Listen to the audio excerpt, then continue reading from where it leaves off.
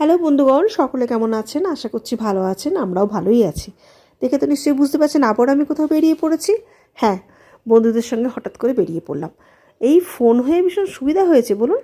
একে অপরকে ফোন করে নিচ্ছি, কে কোথায় আসছে যাচ্ছে। ব্যাস, এক বন্ধু বলল ও বিকেলবেলায় ঘাগরবুড়ি আসছে।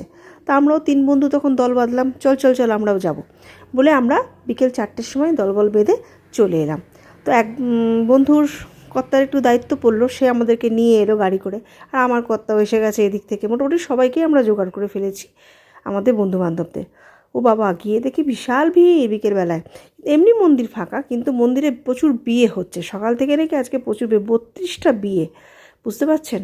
এবার চলে গেলাম মন্দিরের ভেতরে, একদম ফাঁকা। মায়ের সামনে গিয়ে বসলাম।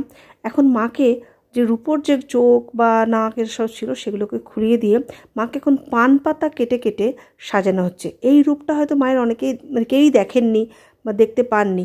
দেখুন মায়ের কি সুন্দর কলকে ফুল দিয়ে নাক করেছে, পুরো সব কিছু পান পাতার, এমনকি ত্রিশূল খড়গ সবটাই কিন্তু পান পাতাতে করেছে। সুন্দর করে ফুলের সাজ মায়ের, আর খুব সুন্দর লাগছে। আমাদের খুব সুন্দর পুজো হলো, বসে বসে পুজো দিলাম আমরা। আর পিছনে এই নুন নদীটা দেখতেই পাচ্ছেন, এটা তো বিখ্যাত জানেন, যেটা ফেনা হয়ে থাকে সব সময়তে। এটা আগে এদিকটা যেতে দিত, তখন এই মন্দির টন্দিরগুলো তো ছিল না, শুধু গাছের তলাটা ছিল। তো আমরা তো যেতে দিল না, বললো না এখন তো যাওয়ার রেস্ট্রিকশান হয়ে গেছে, বুঝতেই পারছেন। তো আমরা এই দূর থেকে একটু ছবিটা তুললাম। পুরো একদম ফেনাতে ভর্তি হয়ে আছে।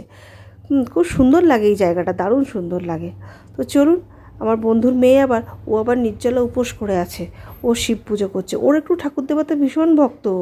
ও আবার একদম নিরামিষ খায়, পুরো ভেজ, আর পুরো ঠাকুর দেবতা নিয়েই ও সবসময় থাকে, পুজো পাশা। সত্যিই ভালো, এখনকার দিনে ছেলে মেয়েদের মধ্যে যে এত ভক্তি, এত শ্রদ্ধা, এটা কিন্তু সত্যিই দেখা যায় না। যে নিষ্ঠা করে, রীতিমতো নিষ্ঠা করে, ওর মাও তো নিষ্ঠা করে কিনা সন্দেহ, ও যতটা নিষ্ঠা করে। তারপর আমরা ওখানে যে আশেপাশে মন্দিরগুলো হয়েছে, সাই বাবার মন্দির, তারপর ওখানে বেশ অনেকগুলো মন্দির হয়েছে। খুব সুন্দর একটা লক্ষ্মীনারায়ণের একটা খুব সুন্দর মূর্তি রয়েছে, দেখে এত মনটা ভরে গেল না, দারুণ সুন্দর একদম। তার সঙ্গে গোল্ডেনের সাজ আরও সুন্দর দেখতে লাগছে। তারপরে পাশেই ছিল মহাবীরের মানে একটা মূর্তি, মানে মন্দির আর কি। আর তার সঙ্গে ছিল বিশাল বিশাল বড় এক শিবলিঙ্গ। তার পাশে আছে গণেশের মূর্তি। মন্দিরটা এখন খুব সুন্দর করে ঘিরে দিয়েছে, এটা আগে ছিল না। যাই হোক, দেখে আমাদের খুবই ভালো লাগলো। আমাদের মোটামুটি এখনকার পুজো টুজো হয়ে গেল, কিন্তু আমরা এখনও কিছুক্ষণ আরও থাকবো।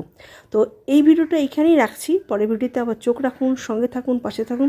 এই মন্দিরে আরও কিছুক্ষণ আমরা ছিলাম, আরও কী কী করেছিলাম সেটা আপনাদের সঙ্গে শেয়ার করবো। তো অনেক অনেক ধন্যবাদ সকলকে, সবাই পাশে থাকুন। ভালো লাগলে অবশ্যই লাইক কমেন্ট শেয়ার করুন। অনেক অনেক ধন্যবাদ সকলকে। বাই বাই, ভালো থাকুন।